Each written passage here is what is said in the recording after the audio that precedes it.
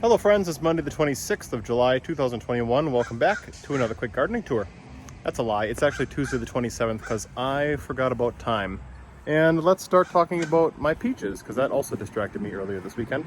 Well, here we go guys. Everything is droopy and so sad. So I have come up with this whole rig of strings keeping things from bending. I've even got a really wide anchor there to keep the whole thing as erect as I can, because as you can see, there's a lot more weight on this side. So once these ripen and I can harvest them in like 3 weeks, we're gonna prune everything down to effectively like 8 feet tall. And hopefully I can save, the main V here. I'm worried about the weight on these branches, but at the same time, they're pretty flexible, so they should just bounce, right? Bounce and not snap. This one I'm kind of worried about here. Is it gonna snap over there? Same with this. Is this just gonna snap up here?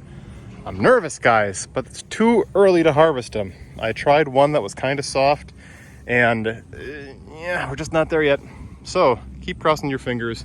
Thanks for anybody who left your sympathies and good advice for what to do with the peaches who had already fallen, and what I should do for pruning the tree, etc. The garden is crazy wild. Let's go for a ride. Right inside, you can see it's green bean time. It's green bean time. Gonna pick some green beans and put them in the belly of mine. Those raspberries, the flowers are starting to open up. We got some tiny little dainty pollinators going to town. It's going to be a gangbusters second harvest. I mean, I'm loaded. I'm totally flush. We are going to get pints upon pints upon pints, and it's amazing what really does the pollinating here. When this really produces, like it's producing this year, when you can go to the store and you can get organic raspberries for $6 a pint. I mean, I'm gonna harvest like 200 bucks worth of raspberries and eat them and freeze them and feel fantastic about it. Just look at the bean trellis. Isn't that beautiful? Beans were the right thing to plant on here, and beans alone. I'm very satisfied with this complete cover here. So the garden looks a little different.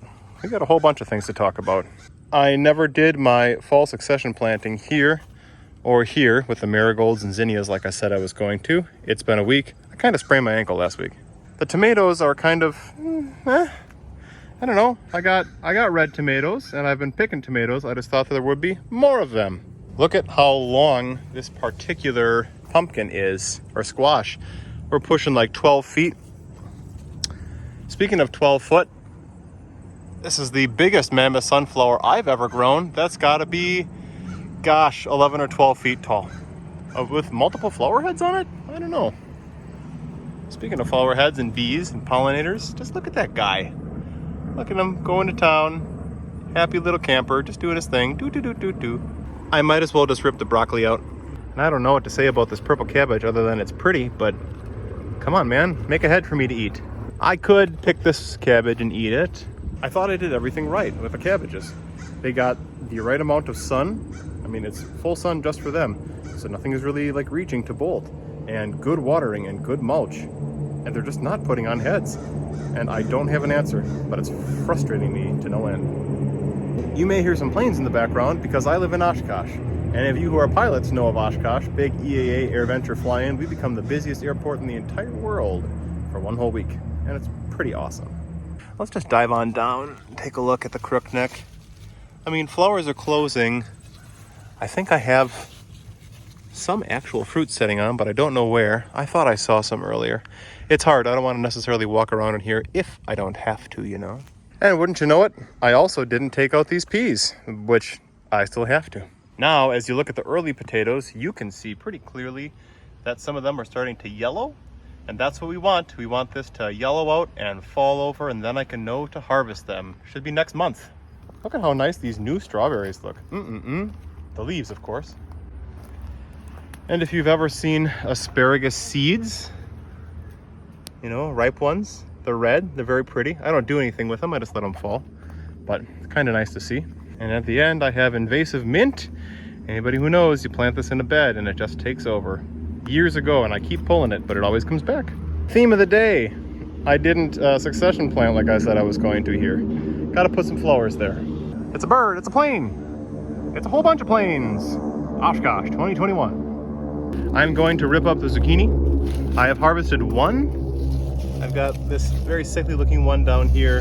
There's no point in having it here.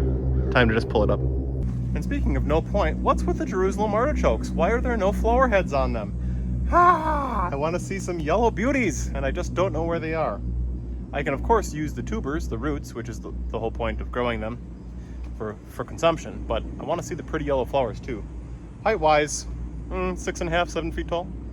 It's been hot and dry, and I can't exactly water back here, but the peppers have a lot of different flower heads on, so hopefully we're going to get another wave of peppers. Fingers crossed. And I have been harvesting the chard and the kale for things. Yay! That's done a good job this year. And while it isn't in the boundaries of my garden, just check out the hydrangea. This is the time of the year for it, and they are so long-lived and so beautiful.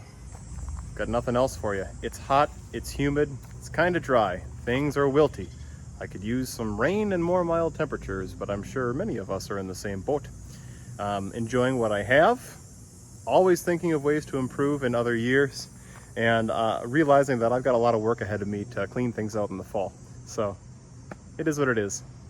Thanks for your suggestions on the peach tree, anybody who watched that emergency video earlier. I'd love to hear more suggestions for what I can do with the under-ripened peaches, if you have experience with that, or if you think my wrap-up that I did for that peach tree is going to be successful or not. You know, it's a 5-year-old tree, and I'm learning as we go, and I'd appreciate the suggestions. So, how are things going in your garden? And if you like this, you know what to do. And until next week, have a good one. Happy growing, guys.